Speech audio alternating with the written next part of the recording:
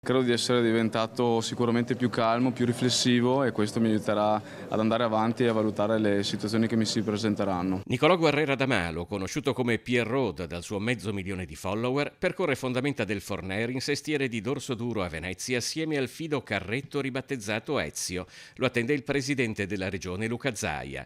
5 anni fa Nicolò è partito a piedi dalla provincia di Vicenza, ha attraversato la pianura padana e la Francia meridionale entrando in Spagna e partendo da Palos del Frontera come Cristoforo Colombo per le Canarie. Quindi 2 mesi di navigazione per raggiungere Panama e da lì sempre a piedi attraversare Ecuador, Perù, Cile, Argentina, Australia, India, Oman, Emirati Arabi, Arabia Saudita, Iran, Iraq, Armenia, Georgia, Turchia, Bulgaria, Grecia e finalmente Italia. L'idea era nata in un appartamento per studenti a Parma con un paio di obiettivi.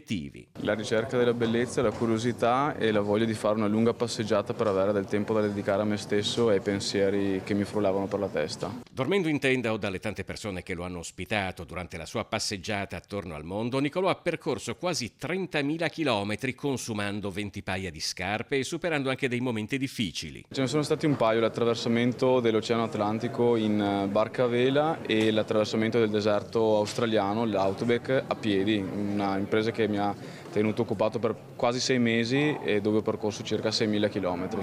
Ecco, economicamente come hai fatto in questi 5 anni? Come sei riuscito a sostentarti? Avevo dei risparmi messi da parte lavorando quando ero a Milano, dopo essermi laureato in economia. Una grandissima mano me l'hanno data gli sponsor e tantissime donazioni sono arrivate dalle persone che mi seguivano nei social. A pochi giorni dall'arrivo a Malo e dopo aver percorso il mondo, intanto il fido carretto Ezio, quasi cosciente di aver esaurito il suo compito, ha deciso di perdere una ruota proprio entrando a Palazzo Balbi.